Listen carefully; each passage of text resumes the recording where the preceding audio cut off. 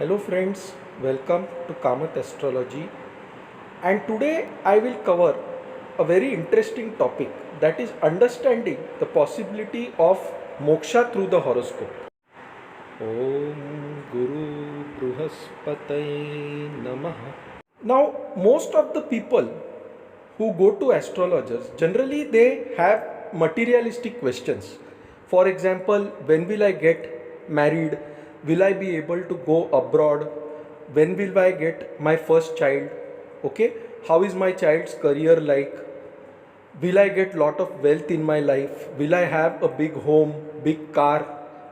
Okay, so these are mostly materialistic questions. So everyone looks at a horoscope from a materialistic point of view. So I have read around 20,000 horoscopes till now, and out of that, two or three people have only asked me this question: Ki will I get moksha in this life? So, does the horoscope show that you will definitely get moksha in your life? So, the answer to this question is no.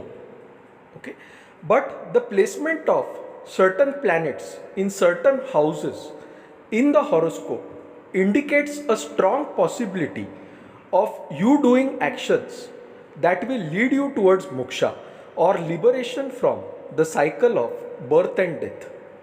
So in Vedic astrology, the houses 1, 5 and 9 are known as dharma houses. Okay. The houses 2, 6 and 10, they are known as artha houses. The houses 3, 7, 11 are known as kama houses. Okay. And the houses 4, 8 and 12 are known as moksha houses. That is, these houses and the planets related to these houses have a tendency to drive us to take actions that can possibly give us moksha in this life. So, whenever we talk of the term moksha, the first thing we need to look at is the 12th house, because the 12th house is the last house in the horoscope. Okay, and the 12th house indicates expenditure, losses, hospitalization, and renunciation. Okay. Moksha comes only when you have a strong sense of renunciation. Okay, that is, you move away from the worldly things, and 12th house indicates exactly these things. For example, an illness can make you disinterested in life. Okay, so 12th house indicates hospitalization, it indicates isolation. 12th house indicates expenditure, it indicates loss of materialistic gains, materialistic wealth. So now if the 12th house has a planet like Ketu, Ketu is a moksha karaka.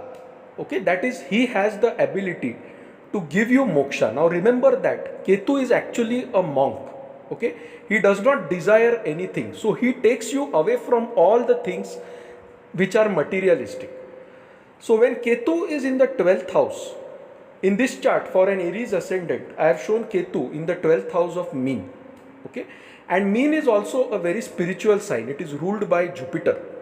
So when Ketu is in this 12th house, it indicates that slowly this person will move away from the world. Okay, he will move away from worldly desires. He will suffer a lot in the process, but ultimately he may become completely disinterested in life, or he may also move towards something like sannyas, and thus he will be renounced from all the material desires and he will move closer towards God. Okay, and this indicates a strong possibility of moksha. Now you also need to look at the other planets in the horoscope. Okay, so if the other planets again try to move him towards materialistic things or get him engaged in materialistic pursuits, then this moksha may not materialize, but he will still move one step closer towards moksha in this life. Now what happens if the 12th house has Guru and Ketu? Okay, in this example, Meen is the 12th house for the Aries ascendant. Now Jupiter represents spiritual wisdom. The sign of Meen is a watery sign which represents spiritual waters. Okay, and when Guru and Ketu are present here, both are highly spiritual planets. Okay, so such a person has a high amount of spiritual wisdom. He uses his wisdom to serve others. He donates all his wealth to others. Okay, and is engaged in the service of mankind. And this actually takes him closer to God, or can even give him moksha if there are no balanced karmas from his past life. And this is especially true if Guru and Ketu are towards the ending degrees of the mean Rashi year.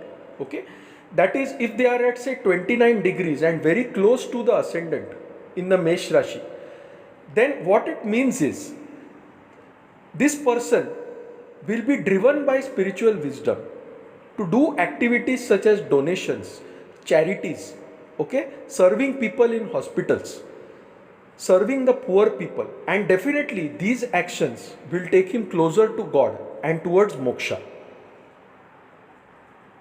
Now, apart from the 12th house, what are the other placements that denote a strong possibility of moksha? A powerful Jupiter in the Lagna, okay, say in the sign of Kark Rashi, say you have Cancer ascendant or Kark ascendant, okay, and you have say Guru and Chandra in the Cancer ascendant or Karka Rashi. Now, Karka Rashi is the sign of emotions, it is the sign of motherly love because it is the natural fourth house in the horoscope. Jupiter also gets exalted here in the Punarvasu Nakshatra. Okay, and when Chandra is present here, this person has motherly emotions. Okay, he is highly emotional but at the same time balanced, and this person loves other people like himself. Okay, so he is always engaged in serving others like a mother is engaged in serving her child, and this also denotes a strong possibility of moksha. Now remember that the fourth house in the horoscope is also a strong indicator of moksha because the fourth house represents mother. Okay, so one who does not serve his mother properly, who does not look after his mother, even if all the other planets are well placed, say even if Ketu is in the 12th house, Jupiter is in the 12th house, okay, but he does not serve his mother properly and his relationships with his mother are not good, he harasses his mother, then in this life he will not get moksha and he will also suffer in the afterlife. So the fourth house is a very strong indicator of moksha, and generally you will find that people who get moksha or who are very close to God, they have a strong relationship or a bond with their mother. Okay. Similarly, when Chandra or the moon, that is your mind, is placed in the sign of Dhanu, Dhanu is the natural ninth house in the zodiac, which represents dharma, spirituality, righteousness. Okay, and when such a Chandra is associated with Guru or Ketu, or both Guru and Ketu, again it drives the person to take the right kind of actions, to do the right actions, to serve mankind selflessly, okay, and to serve the poor people, to do donations, okay, and this charity, donations and humanity related work which he does, that drives him closer towards moksha. Now, what other combination can give moksha? Okay, look at the 8th house. What is the 8th house all about? It is about life and death.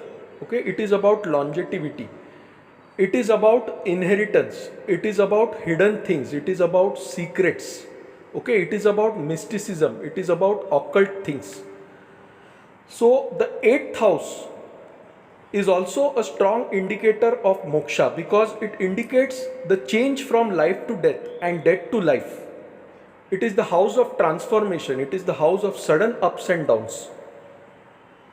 Okay, so the 8th house can bring a drastic change in the life of a person. It can make a king into a monk, especially if Ketu is present in the 8th house. Ketu is very comfortable in the 8th house because Ketu is also a mystic, and Ketu here can make the person engage in various types of occult practices that take man closer towards God, that take man closer towards renunciation from material things. So Jupiter and Ketu in the 8th house, that is in the sign of Scorpio, or just Ketu here is also a strong indicator of moksha. Now, a common question you may have in your mind is, there is also one additional planet called Shani or Saturn. Saturn itself indicates hard work, obstacles. Saturn also indicates a kind of renunciation. Okay, so can Saturn give moksha? Yes, Saturn is also capable of giving moksha. If you have the Gemini ascendant or the Mithun ascendant, okay, in that case, Saturn rules the sign of Makar and Kumbh. That is, he will be ruling your 8th house and 9th house. Okay, so he is the Lord of transformation in the sense that he rules your 8th house. He is also the Lord of righteousness, of good luck, in the sense that he rules your 9th house. And if this Saturn is placed in, say, the 4th house or the 12th house, okay, which are also moksha houses, then this Saturn can make you renounce the world. Okay, he can take you closer to God. He can make you persevere throughout your life and also make you feel disgusted with life and take you closer towards God, take you closer towards charitable actions, take you closer to serving mankind. Especially when Saturn is placed in the Kanya Rashi, that is the 4th house for the Mithun ascendant or Gemini ascendant. Okay, it can make you serve mankind. It can make you very empathic. Saturn here is all about serving people. And in that case, if you truly follow the path shown by Saturn, then it indicates that you move very close to God, that is closer towards moksha. Now, what about the Sun? The Sun is the natural Atma Karaka, that is, he is the significator of the universal soul. Okay, the Sun is a significator of our soul, and therefore, if the Sun is, say, well placed in the Mesh Rashi, okay, that is in the 1st house, and you have Guru and Ketu in the 12th house, then you will use your wisdom to serve mankind just like a king serves his people. Okay. So the Sun is also a strong indicator of moksha when he is placed in the Mesh Rashi, provided that Jupiter and Ketu provide support from the 12th house, that is the sign of Meen. So to summarize, placements in the horoscope show some guarantee of moving closer towards moksha, but they don't definitely indicate that you would 100% get moksha, because there is something called as your own karma which you need to do properly. Okay, and only then will these placements help you in getting moksha. So this was my analysis of understanding moksha through the horoscope. Now if you like this video, please mark it as liked on YouTube. Feel free to subscribe to my channel Kamath Astrology by clicking the subscribe button, so that when I add a new video, you are automatically notified.